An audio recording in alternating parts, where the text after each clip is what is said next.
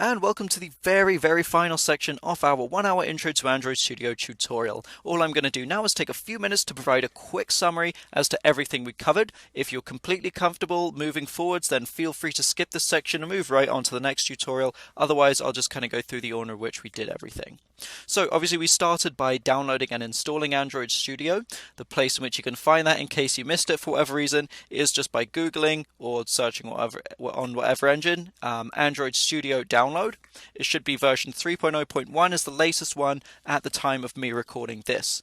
Okay, that comes with already built-in Kotlin support, so I would recommend you use that one rather than the version 2, and then introducing Kotlin that way. Okay.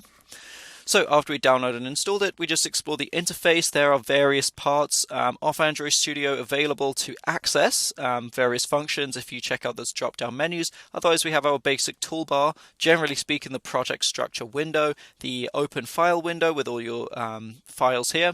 There's some message windows down at the bottom that help you to monitor the run of your app through run, debug, to do, Android profile messages, terminal, logcat, etc.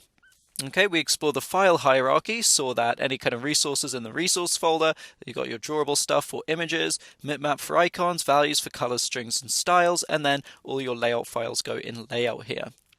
In your Gradle scripts, this is all the Gradle scripts that have to do with building up your project, making sure all the dependencies match and the files work well together. And as for there's a manifest file here which specifies permissions and stuff, and all the main code files we put within our package here, Java, and then the name of the project. We then explored the relationship between activities and the layout files. Basically, each layout file represents a screen or a part of a screen. Activities are used to monitor and to basically handle everything that goes on within that new screen, that new page within the app, or that section of a screen, specify all the behavior, modify attributes, stuff like that.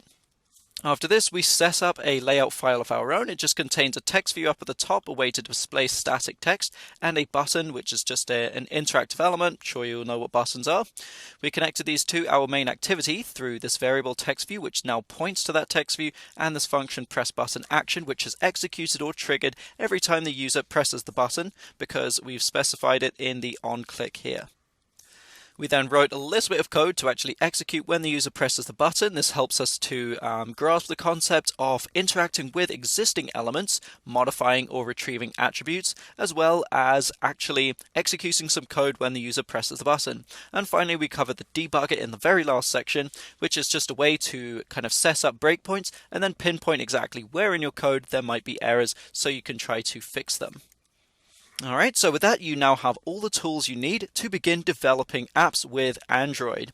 I'm sure that if you are just downloading this for the very first time, you're not super familiar with Kotlin, Android's newer language.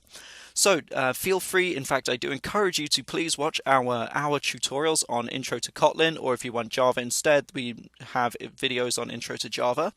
Although I would recommend sticking with Kotlin because it's Android's newer language and it's becoming increasingly more and more popular. Also, it's just generally easier to use, and Android 3.0.1 automatically comes with Kotlin favored support. Okay?